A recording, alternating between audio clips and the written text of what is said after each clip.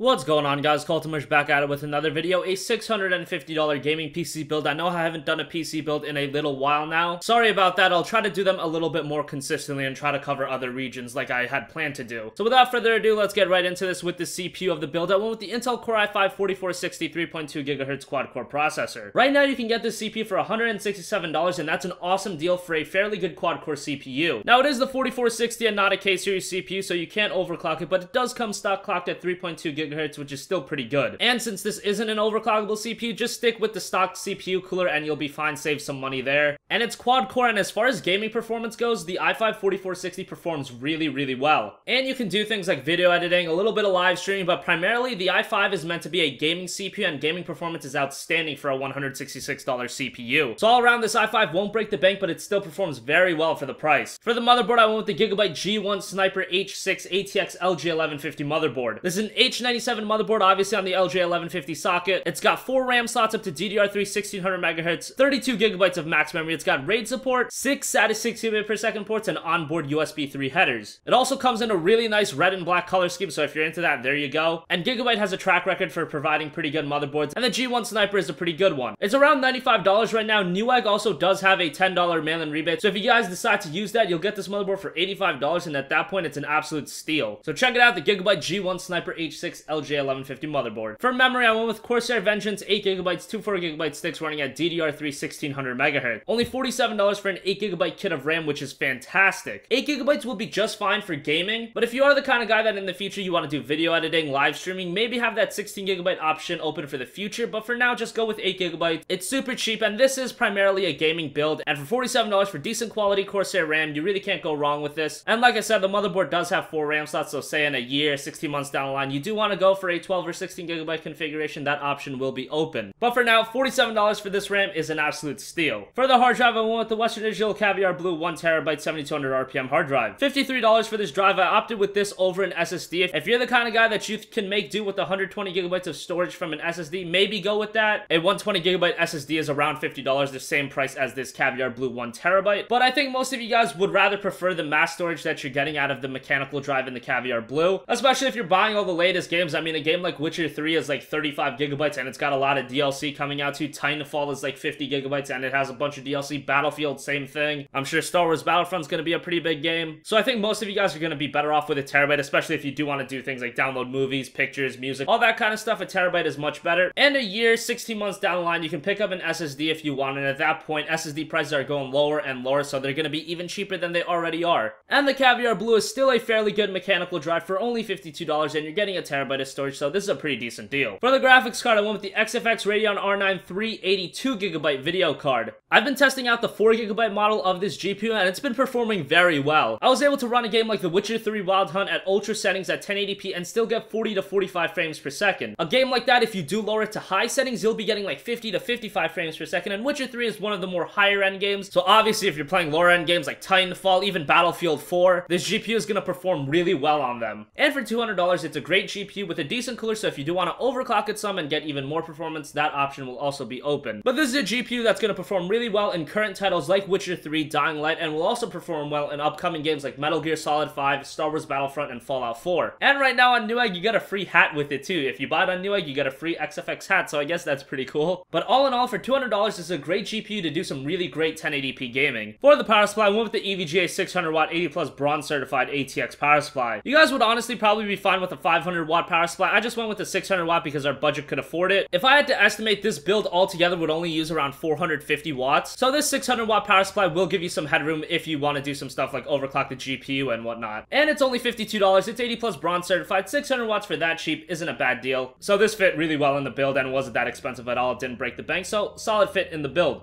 Finally, for the case, I went with the NZXT Source 210 Elite Black ATX mid-tower case. This case is around $40 right now, pretty solid price for a fairly good case. Aesthetically, it's pretty basic, but the interior is going to get the job done. Decent ventilation, decent cooling, decent upgrade option. It does have front USB 3 ports, and really on a budget build, whenever you're looking for a case, in my opinion, you should just get something that gets the job done, looks decent, but doesn't break the bank too badly, and I thought the Source 210 Elite did the job in this $650 build. And NZXT has a great track record with all of their cases, and this one is no different. So thanks for watching this video, guys. As always, leave your requests for future videos in the comment section down below, and I'll talk to you guys later. Have a great day. Peace.